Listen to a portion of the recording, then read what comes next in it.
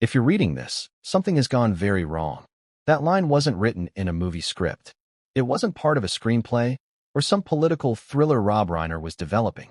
No, that was the opening line of a real letter, written by a real man who suspected, or knew, that his own bloodline might destroy him. Before we continue, please hit the like button, subscribe to the channel, and turn on the notification bell for updates. And just days after Rob Reiner and his wife Michelle were found brutally stabbed in their Brentwood estate, that letter was opened by their daughter, and what it said shattered every assumption, ripped open old wounds, and hinted that the son arrested for the murder might not have acted alone. Let me ask you something. What kind of father writes a letter like that? And what kind of family needs one? Because this isn't just a Hollywood tragedy. This is a warning shot through America's obsession with fame, power, and the illusion of perfect families. This is the Reiner legacy, stained in blood, betrayal, and secrets buried beneath decades of silence. And now, for the first time, we're going to open the letter. But not just the paper version. We're opening the psychological letter, the one written in code through Rob's last interviews, his home surveillance, his legal battles, and his deeply fractured children. We're talking about Tracy, Jake, Romy, and of course, Nick, the son arrested for the murder. But here's the part that no one in the media is saying out loud. Rob predicted this. And he didn't just predict it, he documented it. Warned people, changed his will, hid flash drives, built escape plans, installed security systems. Because Rob Reiner wasn't just preparing for old age. He was preparing to die, by the hands of someone he loved. The night the facade shattered. Let's back up. It's December 14th, Brentwood, California. Rob and Michelle are enjoying what neighbors later describe as a quiet weekend. Nothing seemed off. Nothing until around 1:30 a.m. That's when a private security alert was triggered from inside the house. And moments later, silence. Not even sirens. Just lights flickering on next door. A dog barking. And then nothing. Until 9:07 a.m., when Romy Reiner, 27, unlocked the front door. She'd come to visit her parents. A surprise, she later told officers. But what she found? 2 bodies. Her mother's blood on the wall. Her father barely recognizable from the multiple stab wounds. A kitchen knife, wiped clean, placed neatly beside a family photo. And upstairs, the letter. An envelope labeled in Rob's unmistakable handwriting. For Tracy and Jake. Open only if it ends this way. A letter no one wanted to read. Who writes something like that? Who leaves a final note knowing it won't be opened unless they're murdered? Unless the unthinkable, the unforgivable, actually happens? That's not paranoia. That's precision. That's a man who'd watched the temperature rise for years and realized that the fire was going to start from inside the house. And it did. Because just hours after the murder, Rob and Michelle's son, Nick Reiner, was arrested. Not by strangers. By officers who had been called to the house before. This wasn't their first visit. Nick, 32, lived in the guest house. Isolated, unstable, unemployed, estranged from his siblings. And very possibly, not acting alone. The Reiner legacy, more than Hollywood. You know Rob Reiner. The films, the activism, the commanding presence. When Harry Met Sally. A Few Good Men. Stand By Me. A man whose career helped define American cinema. But what about Rob Reiner the father? What about Rob Reiner the husband? What about the man who walked his red carpets while quietly installing cameras in every room of his house? Was it for security or surveillance? Because sources close to the family say Rob had grown increasingly suspicious, and not just of Nick. Friends say he confided that he believed someone was pushing Nick into darker behaviors. That Nick wasn't capable of orchestrating something this violent, not without help. Someone was manipulating him, feeding his delusions, making him feel like a victim. But who? Family fractures and unspoken wars. Here's what the public doesn't know. This family was fractured long before the murders. Tracy Reiner, the eldest daughter, successful, poised, fiercely protective of her siblings. Jake Reiner, the ex-journalist who suddenly vanished from public life 2 years ago. Romy, the youngest, the artist, the free spirit, who suddenly took on the role of peacemaker when the family started unraveling. And then there's Nick. Struggling with addiction, in and out of treatment, at odds with everyone, including himself. He lived in the guest house, but he wasn't welcome at the dinner table. And sources say he hated that. So what happens when the rejected child finally snaps? Or worse, when someone wants him to? Power, money, and control. 2 months before their deaths, Rob and Michelle changed their estate plan. They amended the trust, cut Nick out entirely, made legal moves to protect their $200 million fortune from being accessed by any child exhibiting dangerous behavior or criminal intent. And that clause was added after a break-in at the guest house. A break-in that Rob believed was an inside job. But here's the twist. Nothing was stolen. Except for one thing. A key. A master key to the main house. One that was kept in a safe drawer. And the week before the murders, Rob ordered a locksmith. Too late. The warning signs everyone missed. This wasn't a crime of passion. This was a timeline, a build-up. Weeks of strange activity. Phone records show calls between Nick and someone using a burner phone. The number was traced to a location just 2 miles from Jake Reiner's home. But Jake says he hadn't spoken to Nick in over a year. So why did his name appear in Rob's letter? Why did Rob write the words? I fear what Nick knows, but I fear more what he's been told. Told by whom? A sibling? A friend? An outsider? Or someone inside the house? Back to the letter and the last 5 words. Let's come back to the letter. Because for all the chaos, all the speculation, the heart of this story is in Rob's own words. That letter, now in the hands of investigators, doesn't just warn. It documents. It refers to prior altercations. It lists arguments. It even hints that Rob had received anonymous threats. And it ends, not with peace, but with dread. Nick wasn't acting alone. I knew this would happen. That's not just a theory. That's a claim. A claim that could change everything. Because if Rob was right, then there's still someone out there. Someone who didn't just want him dead, but made it happen. And the worst part? That someone might be family. But what came next would change everything, and no one saw it coming. Have you ever walked into a room and just known something terrible had happened there?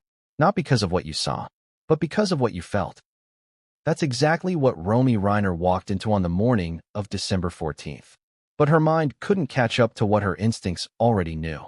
She stood frozen in the doorway of her parents' multi-million-dollar Brentwood estate. The smell hit her first, not just blood, but something metallic, stale, almost chemical. Something wrong. Then her eyes adjusted. And there it was. Michelle Reiner's body, slumped at the base of the staircase. No sound, no motion, no signs of life. Just crimson silence stretching across the expensive hardwood floors. And beyond the kitchen island, Rob Reiner, face down, still, cold, gone.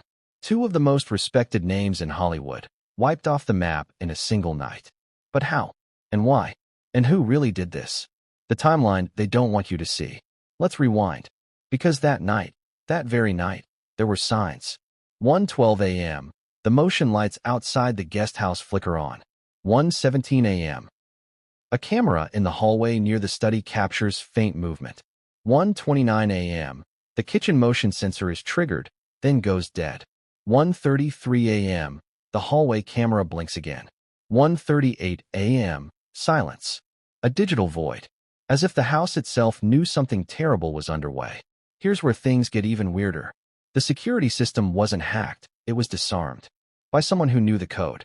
Someone who had access. Someone who'd been in that house before. Inside the guest house. A son's descent.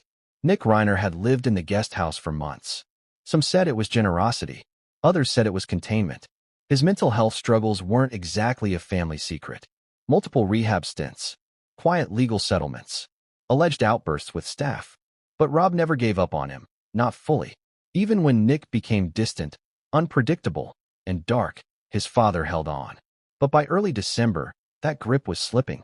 Rob had confided to close friends that he was scared. Not just of what Nick might do, but who Nick was becoming. He'd told his lawyer he planned to file a restraining order. He'd even drafted the papers. But he never filed them. Why? Was it guilt? Or something darker, something that forced him to delay? The knife wasn't the only weapon. The coroner's report is blunt. Too blunt. Both Rob and Michelle died from multiple sharp force injuries. But hidden deeper in the report, something more chilling. Michelle had defensive wounds. She fought. Hard. Her hands were shredded. Her nails cracked. She tried to grab something, or someone. And Rob? He was found near a toppled stool. As if he tried to get up, or reach something in those final seconds. But here's the part no one reported. There was no sign of forced entry, and the back door? Locked from the inside. So who was in the house before midnight? And what happened in that dead zone between 1:30 and 9 a.m.? Romy's shattered 911 call. Let's go back to the beginning. The very beginning. Romy Reiner calls 911 at exactly 9:07 a.m. You can hear the panic in her voice, but also something else, a twist of shock and rage. Her words? They're dead. They're both dead. But it wasn't just him. It wasn't just Nick. The dispatcher tries to calm her down, but she repeats it 3 times. Nick wasn't alone. And later, in her official statement, she goes even further. She tells officers about a dangerous family member who should absolutely be a suspect. But when asked to name them, she refuses. Why? Was it fear? Or loyalty? Or maybe both? The chilling detail in the kitchen. Now let's talk about something almost no one noticed. Sitting on the kitchen counter, next to the Reiners' morning mugs, untouched, was a framed photo. A family portrait. Smiling. Peaceful. Perfect. But the frame? It had been flipped upside down. Deliberately. Why would a killer do that? Why would someone turn over a photo? As if trying to erase the illusion of family? Detectives believe it wasn't random. It was a message. A theatrical gesture from someone who knew that image wasn't real. A moment captured in happier times, turned into a final insult. Could Nick have done that? Yes. But here's the thing. Rob's blood was also found on the inside of the frame, which means it may have been moved after the attack. After the blood. After the murder. By someone still in the house. The vanishing act. Who left? And who stayed? One of the most haunting questions in this case is also the simplest. Why didn't anyone hear anything? Brentwood homes are close together, and this one had a security detail on call. But not a single neighbor reported screams. Not one camera outside the house showed someone leaving on foot or by car.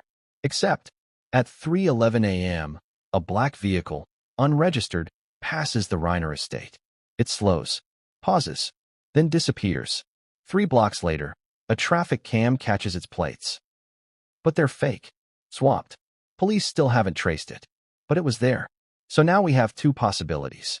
Nick committed the murders alone, then staged the scene and went into hiding in his own guest house. Or, someone else helped.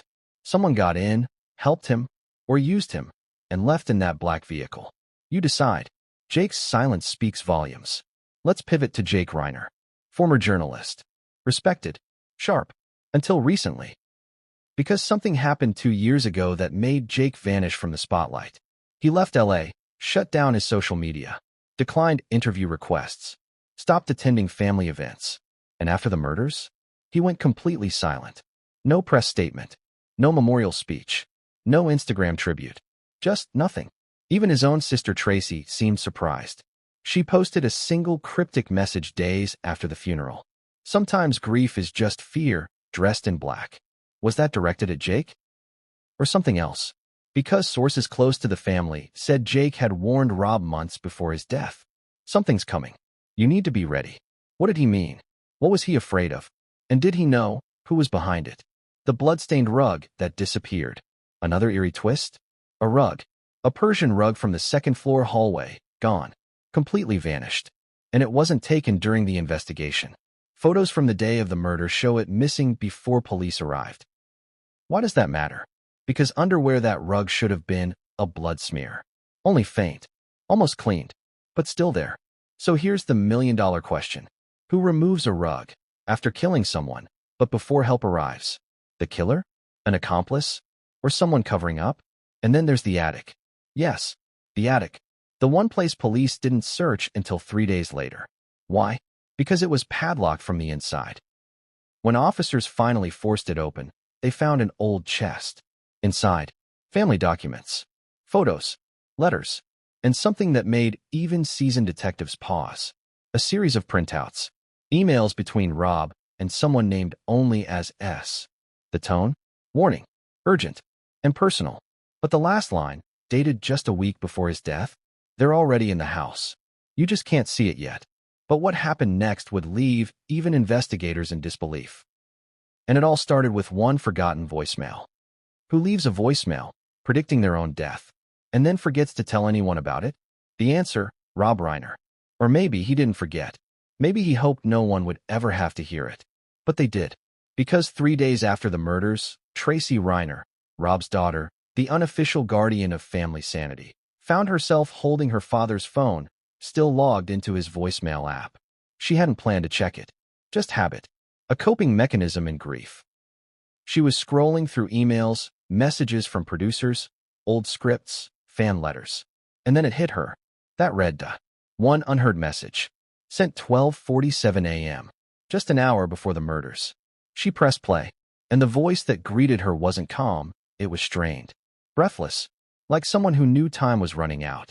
Tracy, if you ever hear this, I'm sorry. I should have said something earlier. I've been seeing things. Patterns. I don't think it's just Nick. I don't think he's alone in this. Someone's feeding him things. Twisting him. I don't know who exactly. I don't want to believe it's who I think it is. But the tension in this house, the silence, it's not natural. It's calculated. There's a kind of storm building. I hope I'm wrong. But if I'm not, promise me something. Protect Romy. Don't trust anyone until this is over. And then, click. Message over. No goodbye. No, I love you. Just the sound of someone bracing for impact. Someone who suspected, knew, that a betrayal was coming. And possibly from inside the family. The forensics nobody wants to talk about. Now here's where things really start spiraling. Because while police quickly zeroed in on Nick, the disturbed son, the most obvious suspect, some of the forensics began raising eyebrows behind the scenes. Let's start with the knife. It was wiped down, yes, but not entirely. Trace DNA was found on the handle.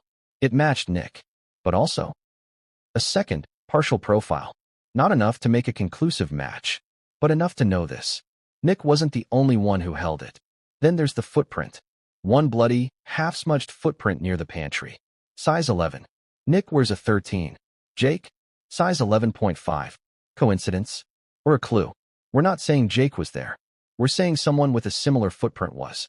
And it's never been identified. The missing safe drive. There's something else most outlets conveniently glossed over. A small fireproof safe that Rob kept in his study, behind a shelf, embedded in the wall. Family members knew about it. Rob was old school, didn't trust the cloud, stored everything in physical form, papers, photos, backup drives. And that's exactly what was missing, one external hard drive. Gone. The safe wasn't forced open. It was unlocked. That means someone knew the combination. Only 4 people did. Michelle, Tracy, Jake, and Nick. But if the killer was Nick, why take the drive? Why not just destroy it? Unless he was taking it for someone else. And here's where it gets even more insane. That safe also contained Rob's unfinished memoir. Yes, he was writing one. Privately.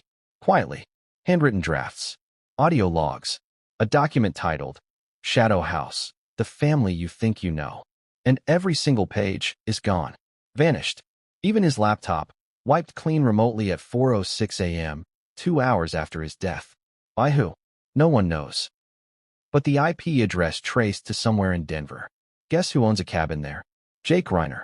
Jake Reiner's cabin, the neighbor's statement, and a flashlight in the woods. A retired forest ranger named Mel Johnson lives about a mile from Jake's cabin in Colorado. Nice guy? Off the grid. Keeps to himself. Until the day after the murders. He files a report with local authorities, noting something strange. A man arrived at the Reiner property around 5:30 a.m. looked frantic. Parked his SUV behind the shed. Left the cabin lights off. I saw him moving through the woods with a flashlight, like he was looking for something.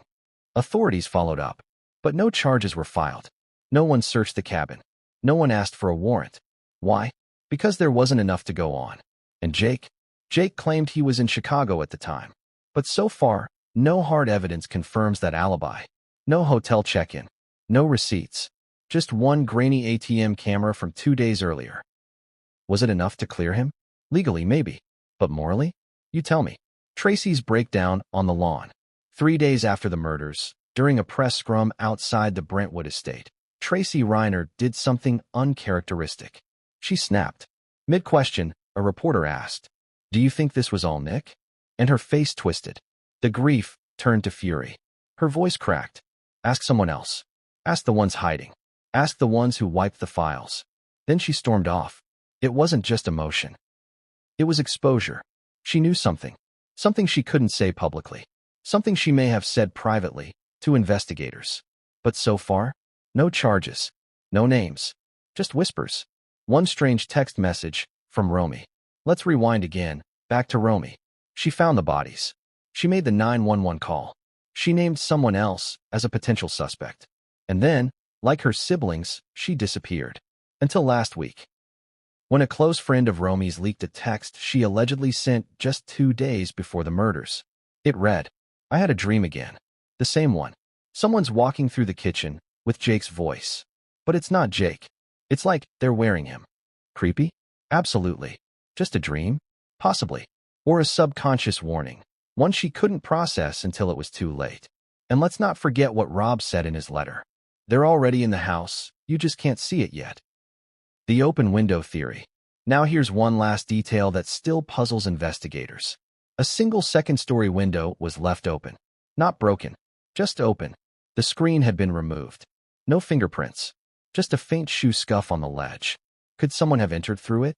Or exited? Here's the twist. It was Romy's childhood bedroom. The same room her mother Michelle had recently converted into a mini-study. And inside that room, they found a single sticky note on the desk. One line. In Rob's handwriting.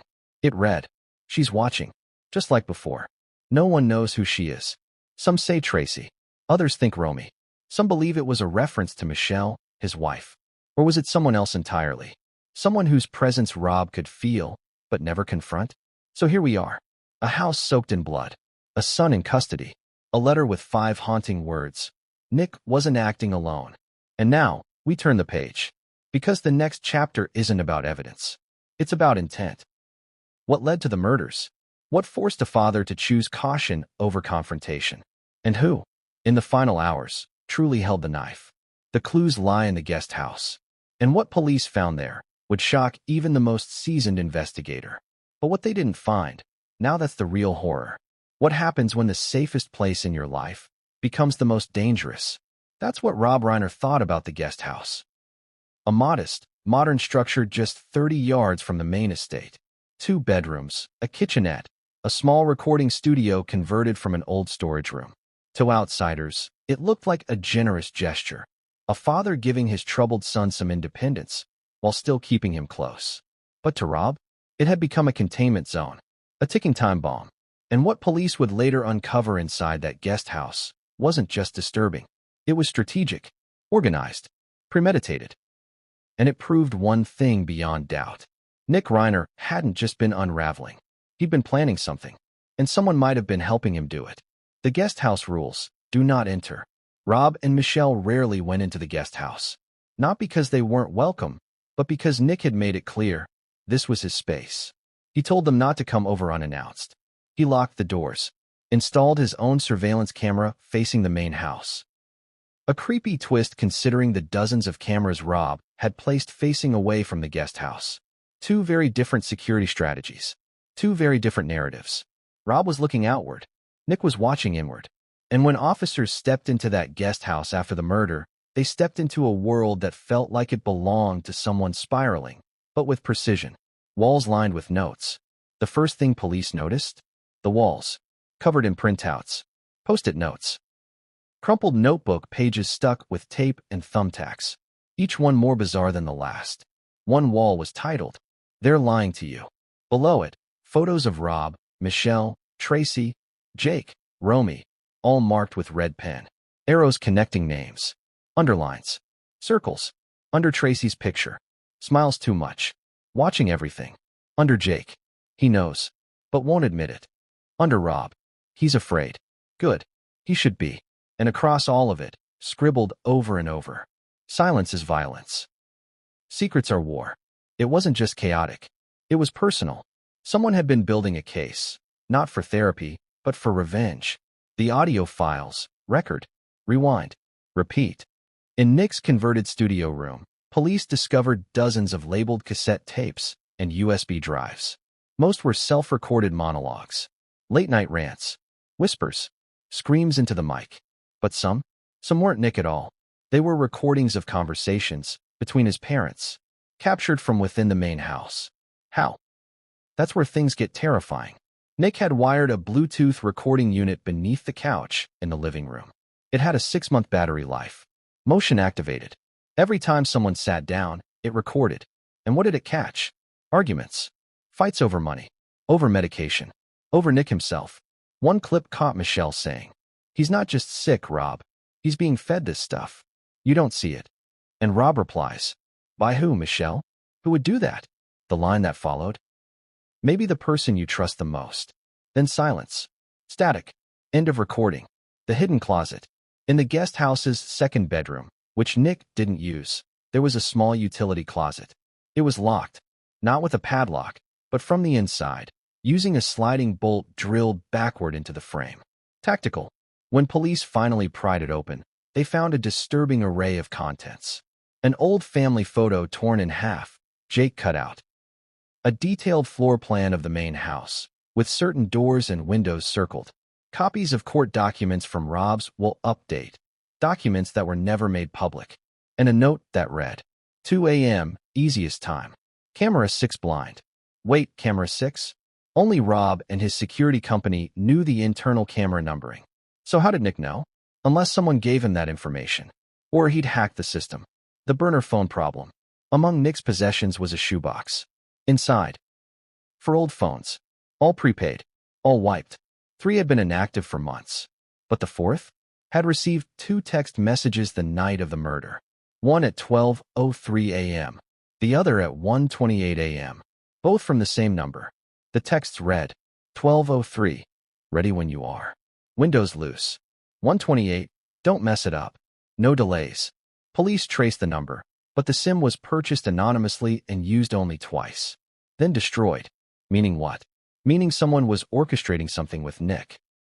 Was it a bluff? Or a directive? Because the phone itself had one last photo in its cache, a blurry image of the hallway camera inside the main house. Taken from a screen that was likely in Jake Reiner's Denver cabin. The folder labeled Jake. One final discovery. A folder under Nick's bed, filled with printed emails. Not real ones, drafts. Unsent messages. Written to one person, Jake. Each one more desperate than the last. One read, "You said you'd help. You said we'd fix this. Why won't you answer now?" Another, "They all lied to me. But you were supposed to be different." And finally, "You know what they did. You know what they did. Don't make me go alone." That line, that's the one that sticks. Because it doesn't just sound like a threat. It sounds like a warning.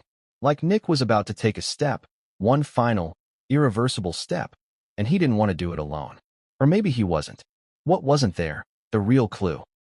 But here's what shook investigators the most. It wasn't what they found. It was what they didn't. There was no murder weapon in the guest house. No clothes with blood. No shoes with prints. No sign of a struggle. In fact, it looked like Nick had cleaned, wiped the floors, burned old notes, took out the trash. Almost like he knew someone was coming. Almost like he'd been told to prepare. Like this wasn't just a crime scene. It was a staging area. And if that's true, then someone was directing the play. And Nick wasn't the writer. He was just a character. So who was the director? Who knew the layout? Who knew about camera 6, about the safe, about the blind spots and the security gaps? The answer may lie not in what was recorded, but in what was deleted. Because the guest house contained one more secret, a hidden drive, with footage never meant to be seen. And what it showed would blow this entire case wide open. If someone hides a camera, what exactly are they afraid of seeing? Or better yet, what are they hoping to catch?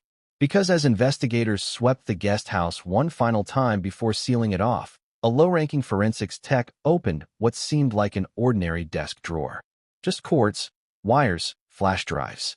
But tucked behind a false panel, taped to the bottom, was a thin, nearly invisible microSD card in a black casing marked only with a faded letter, R. When police inserted it into their secure laptop back at the precinct, it prompted a single directory. Watch this if you're too late. A folder inside. 3 video files. One dated December 12th. Another from December 13th. And the third? Timestamped just 4 hours before the murders. The first video, Jake and Nick, together.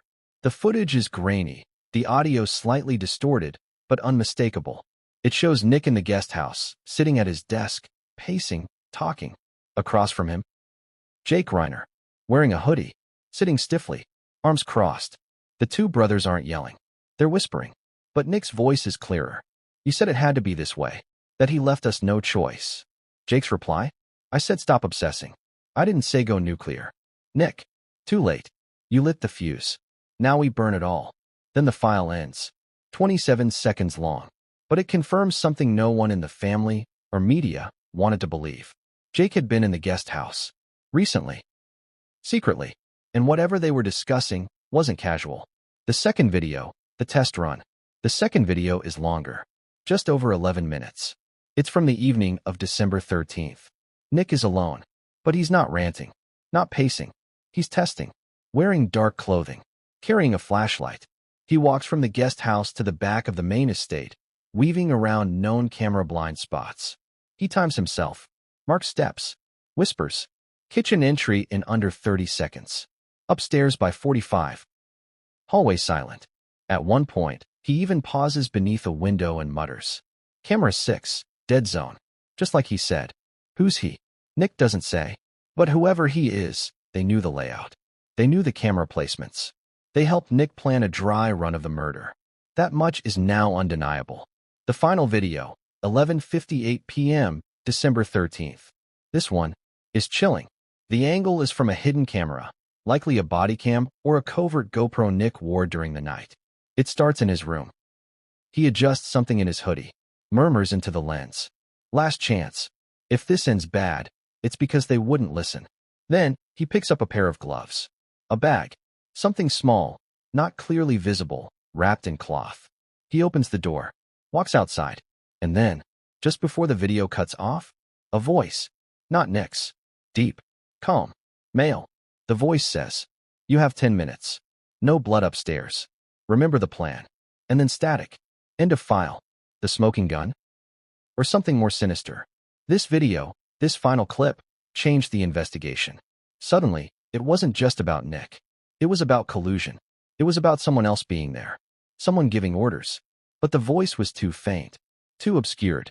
Voice recognition software returned inconclusive results. Was it Jake? Was it someone else? A family friend? A hired hand? Or worse, someone who had been in the house all along? The Reiners were a powerful family. Wealthy. Well-connected. Layered with decades of influence. But that night, all the money in the world couldn't save them from what had taken root behind those walls. Something that had been festering, brewing, and finally erupted. So why didn't Rob stop it? Let's return to the most disturbing question of all. If Rob knew something was wrong, if he wrote the letter, if he suspected Nick, if he feared someone else was involved, why didn't he stop it? Why didn't he leave? Go to a hotel? Alert authorities? The answer may lie in something Tracy told investigators, but later retracted in her public statement. Rob had reportedly made an appointment with a private security consultant the very next week. He had plans to move Michelle out temporarily, even discussed checking Nick into a voluntary psychiatric facility. He was taking steps, but those steps came too late. Why? According to Tracy, because Dad didn't want to break the family. He wanted to fix it, even if it killed him. And it did. The other family camera. Here's one last piece of the puzzle, the one that might blow everything apart. It was Rob's own idea to install security cameras throughout the estate. But not all of them were online. One, in particular, was offline, stored on a separate internal server in the guest house attic. A failsafe, Rob had said, just in case the Wi-Fi was tampered with. And this one caught a glimpse. A 4-second clip. At 1:46 a.m., December 14th.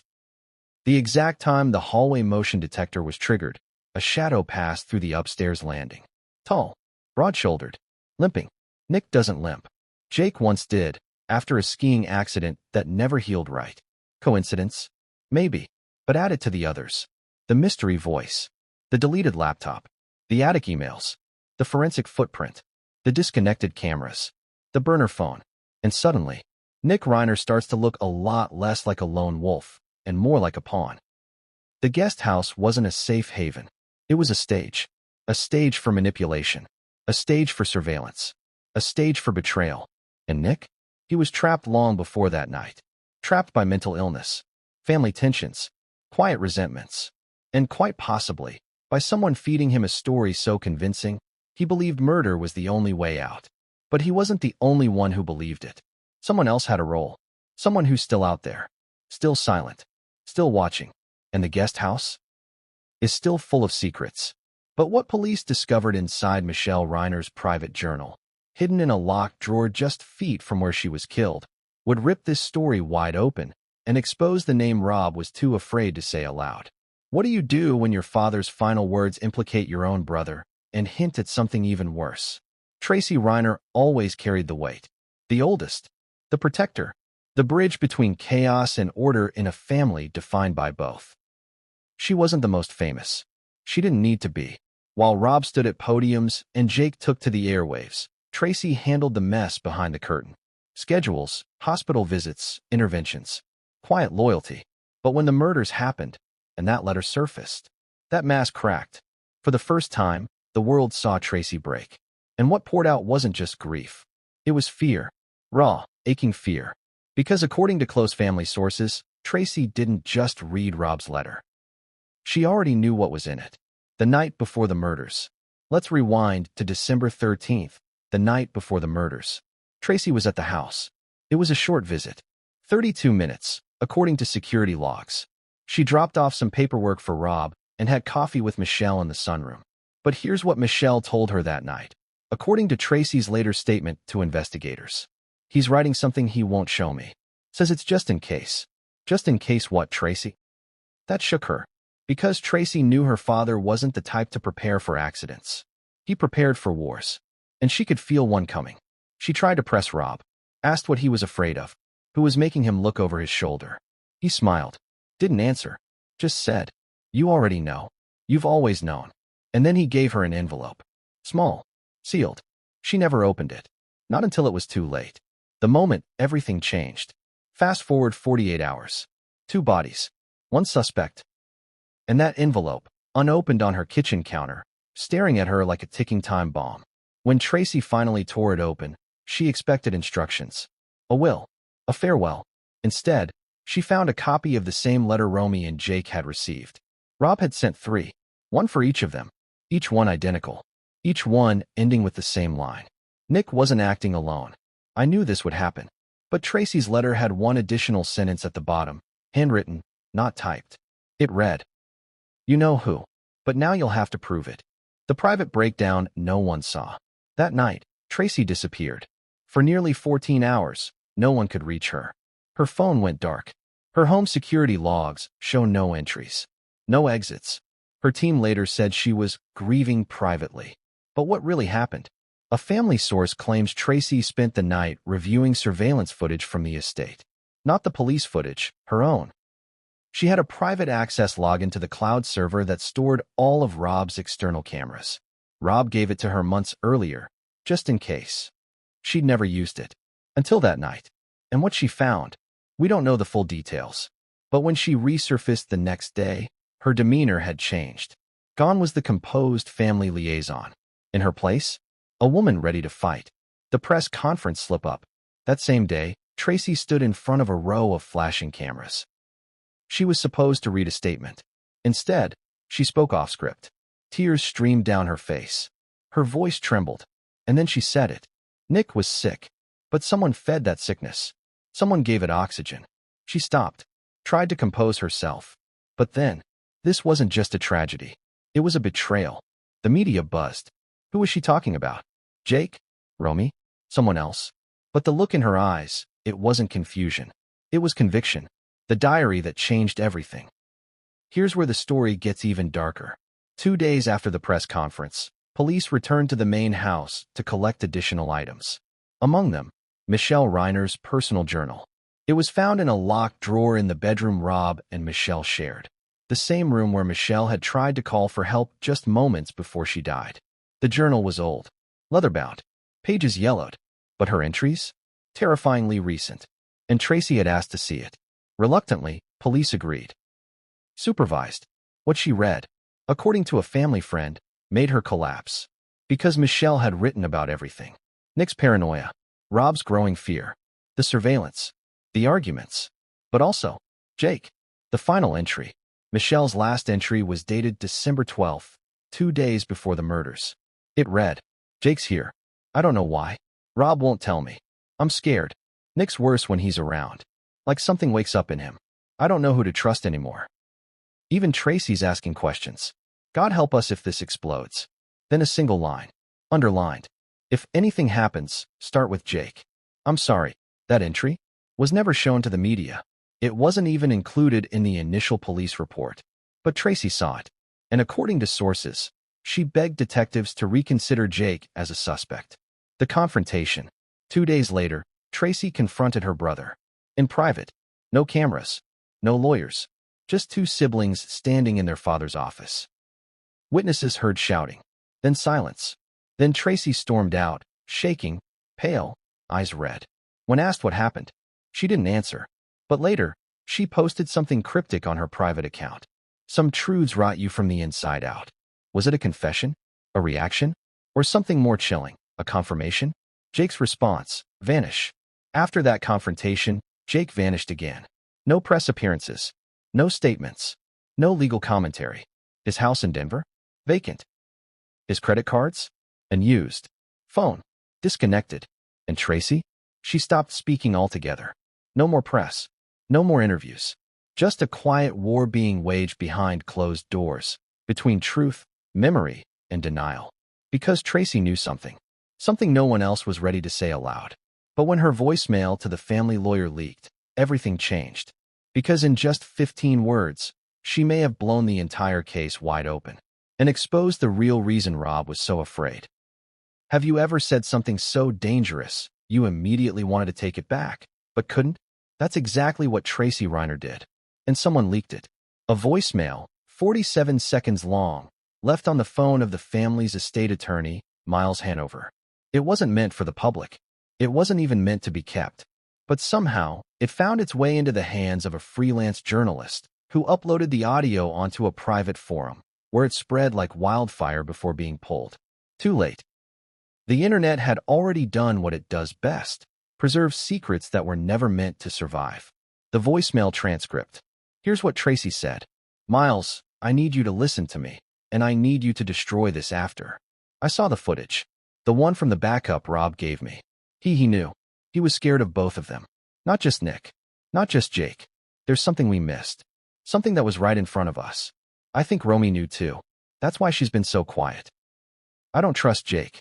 And I sure as hell don't trust what's left of Nick. The will, the safe, none of it matters if the truth gets buried. You have to do what Dad would have done. Protect what matters. Protect her. End of message. Protect who? The last line of that voicemail, protect her, triggered a tidal wave of speculation. Who was her? Was she referring to Romy? Tracy herself? Or, a theory gaining traction, someone else entirely? A woman whose existence might explain Rob's escalating paranoia. A woman whose identity Rob protected at all costs. A woman not listed in the public version of Rob's will. And here's where things get very, very strange. The redacted beneficiary. During the reading of Rob's will, reporters were told that his estate, valued at just over $200 million, had been divided into 4 primary sections. Tracy's portion, 20%. Romy's portion, 20%. Charitable trusts and foundations, 40%. Redacted private trust, 20%. That last one was kept confidential. Even family members weren't told who it was for. But the trust had one unusual clause: to be activated only in the event of my unnatural death. Unnatural death. Not just death. Unnatural. That phrase alone turned the estate proceedings into a battlefield. Because that clause was written 6 months before the murders, when Nick was supposedly doing well, when the family, publicly, at least, appeared stable. So why would Rob insert a clause like that? And more importantly, who was the beneficiary? The woman in the painting. There's a story Rob used to tell, in interviews, in speeches, occasionally in private circles. He spoke of a woman who had once saved his life. A therapist. A confidant. Someone he never named, but whom Michelle once referred to as his shadow twin. In Rob's home office, there was a painting, a surrealist piece, showing a faceless woman standing in a fog-covered garden.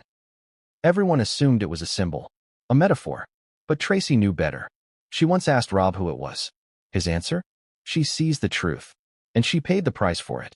When the house was cataloged after the murders, That painting was missing. Gone. Nowhere to be found. Not stolen. Not destroyed. Just removed. Quietly. Like someone didn't want anyone looking at her too long. Or asking questions.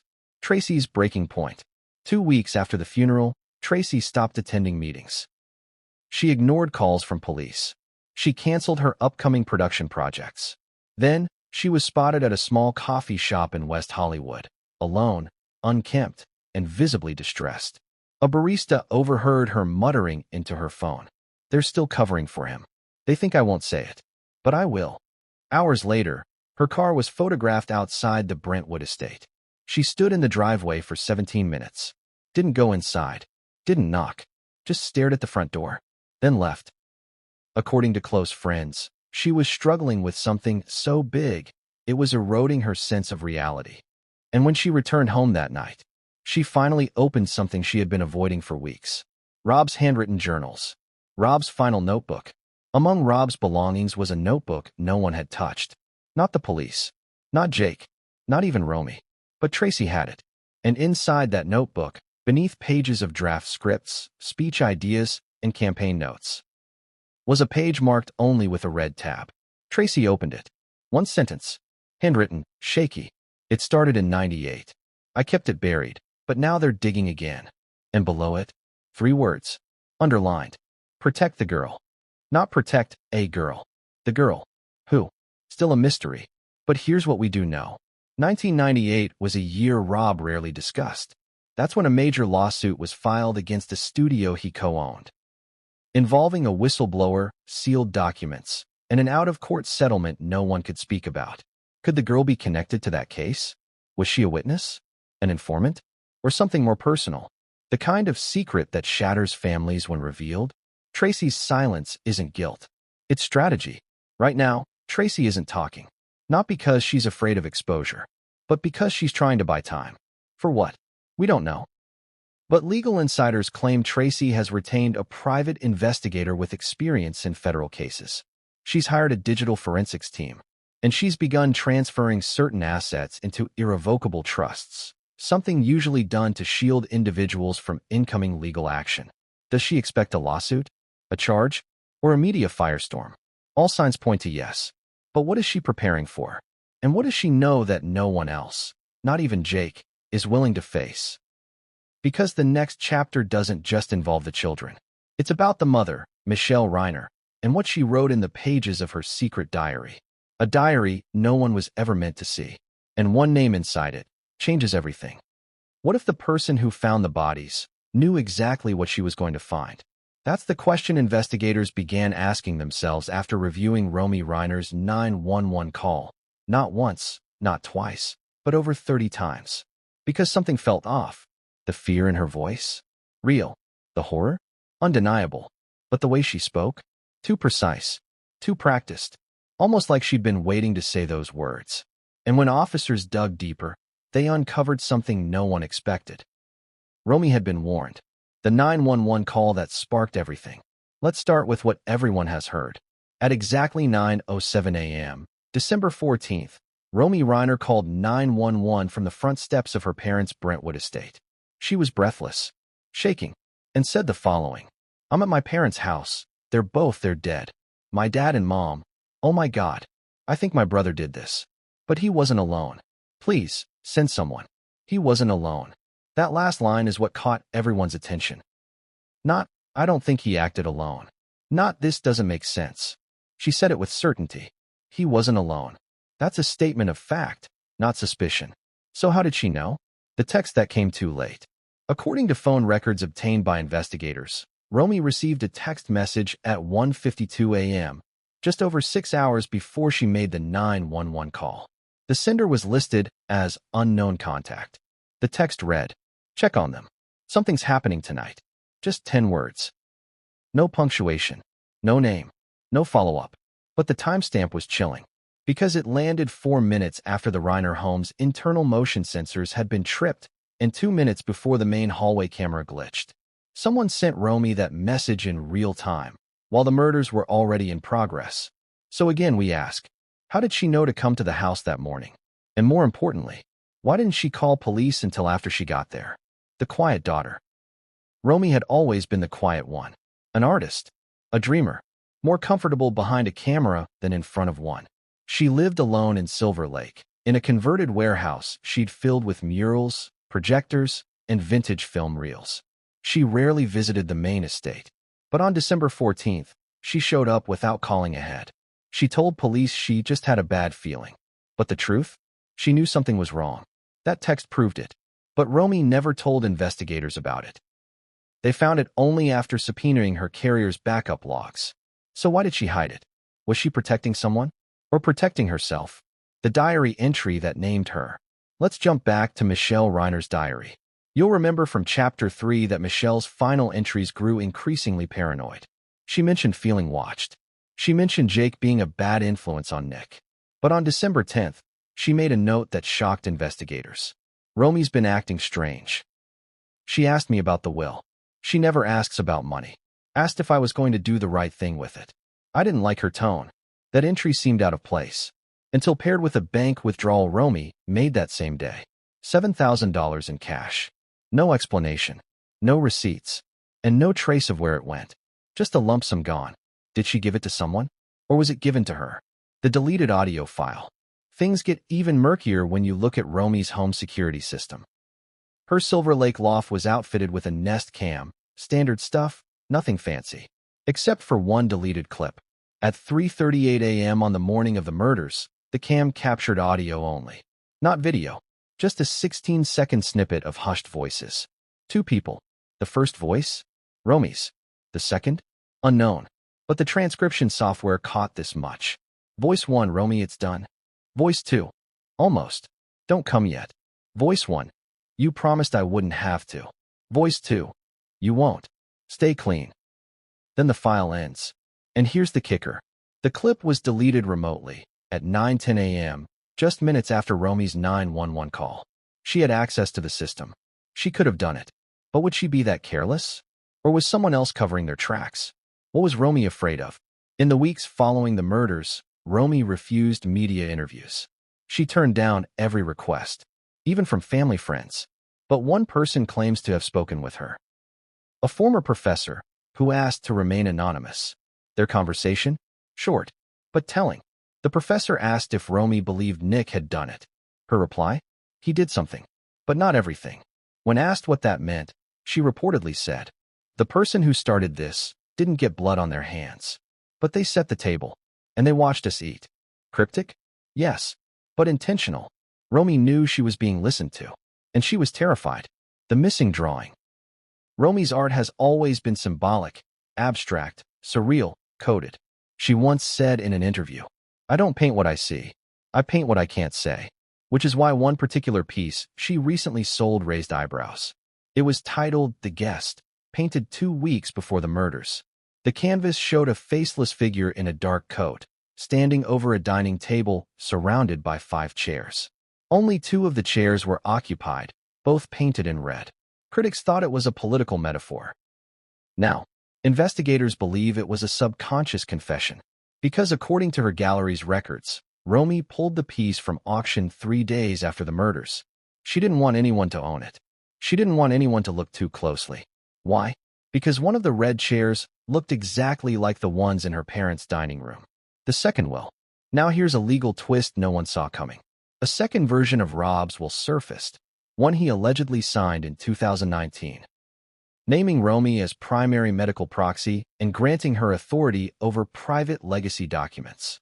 In short, if Rob died under suspicious circumstances, Romy had the legal right to withhold certain documents from public view, including medical records, journals, backup footage, financial transfers, personal letters. And guess what? She used that power. She sealed over 140 documents just hours after the funeral, under the pretense of legacy protection. Tracy and Jake contested it. The court upheld it. Why? Because Rob had made it ironclad. Almost like he'd planned for Romy to be the last one standing. Almost like he trusted her, or was using her as a shield. Either way, she holds the keys now. And the more she refuses to speak, the louder the silence becomes. But the one thing Romy couldn't suppress was Michelle's final conversation. Because a backup recording from the landline revealed that Romy wasn't just a witness. She was the last person to speak to Michelle alive. And what she said on that call would send shockwaves through the case. What if your final conversation with your mother was a lie you could never take back? That's the weight Romy Reiner now carries. Because in the chaos following the discovery of her parents' bodies, one thing went largely unnoticed. The Reiners still had a landline. Old-fashioned, sure. But Rob insisted on it. A dedicated line, wired directly into the estate's security server, independent of Wi-Fi or mobile reception. And like many things in that house, it recorded everything. That landline logged one final incoming call before the murders at 12:43 a.m. on December 14th. The caller? Romy Reiner. The call, Michelle answered in tears. Investigators recovered the audio 2 weeks after the murders, buried in the estate's analog security box. The timestamp read 12:43 a.m. to 12:51 a.m. 8 minutes. 8 crucial minutes that revealed a side of Romy no one, not even Tracy, had seen before. Here's a partial transcript of that call, verified and leaked by a court clerk under anonymity. Michelle, Romy? What's wrong, honey? Romy, shaky, I need to know. Is it true? Michelle, is what true? Romy, that you're cutting me out. That Jake and Tracy are getting everything. Michelle, pause, where is this coming from? Romy, don't lie to me. You know I've always been the outsider. Michelle, that's not fair, Romy. Romy, you never looked at me the way you look at them. Michelle, crying, you're wrong. Please, don't do this tonight. Romy, coldly, then why did Dad rewrite the will? Michelle, because he was scared. Romy, scared of what? Michelle, barely audible, of Jake, and what he might make Nick do. Romy, what? Call ends abruptly. Romy never mentions this call. In her initial police statement, Romy denied speaking to her mother that night. Said she went to bed early. Said she had a weird feeling when she woke up and drove to the estate. But that wasn't the truth. The truth is that she called. She confronted her mother. And she was angry. Angry enough to hide it afterward. Why? Was it shame? Or was it because Michelle said something Romy wasn't ready to admit? That Jake was dangerous. And Nick was being manipulated. A family war playing out in shadows. Let's pause and take stock. We now know. Romy received a text at 1:52 a.m. warning her to check on them. She made a call to Michelle an hour earlier, demanding answers about the will. She drove to the house knowing something terrible might have already happened. She said he wasn't alone in her 911 call. She deleted a suspicious audio file from her own home's Nest camera. She sealed Rob's private documents using her inherited proxy rights. And she painted a disturbing piece, The Guest, that eerily resembled her parents' final night. That's not just circumstantial. That's proximity. That's pattern. That's someone standing at the edge of the fire, with soot on her hands. Tracy's quiet message to Romy. 1 week after the funeral, Tracy posted a photo on her private Instagram account. It showed the 3 Reiner siblings as children, dressed for Halloween. Romy was dressed as a witch. Jake as a ghost. Nick as a clown. The caption? You never had to prove you belonged, Romy. We always knew. But I'm not sure you did. No tags. No context. It disappeared hours later. But the message was loud and clear. Tracy knew Romy had been closer to the chaos than she let on. Maybe not an accomplice, but not just an innocent bystander either. The confession no one expected. Here's where it gets wild. 3 days after that post, Romy voluntarily visited LAPD headquarters with her attorney. She didn't speak on the record, but according to 2 detectives familiar with the meeting, Romy made a private admission. She said, I was scared of Jake. And I thought Dad was too soft. But I never told Nick to do anything. I stopped warning him to stop. That line hit hard, because it revealed the difference between guilt and complicity. Romy didn't light the match, but she stood there, holding the gasoline, and did nothing. She claimed she believed Nick was venting, that Jake was too slick to ever get caught, and that her father was paralyzed by fear of what he knew. But the moment Michelle uttered Jake's name, Romy realized it was real, and by then, it was too late. The painting that might be the key. After the police interview, Romy returned to her loft. 2 days later, she uploaded a new piece to her website, a minimalist sketch titled, Unfinished Dinner. It shows 5 chairs again, but this time, Only one is occupied. A woman, barely visible, sits slumped, her face streaked with red lines. A family portrait hangs crooked above her, and behind her, through a cracked door, two silhouettes. One taller, one hunched. One foot forward, the other turned back. A caption below reads, "One stayed, one ran, but both watched." Interpretation? Obvious, but unspoken. Romy's art was now doing the talking. And the message? Someone else was there that night. And she knows who. The closed casket decision. One last detail. Rob and Michelle's funeral was closed casket. Everyone assumed it was due to the violent nature of their deaths. But Tracy later revealed a chilling truth. The bodies had been posed.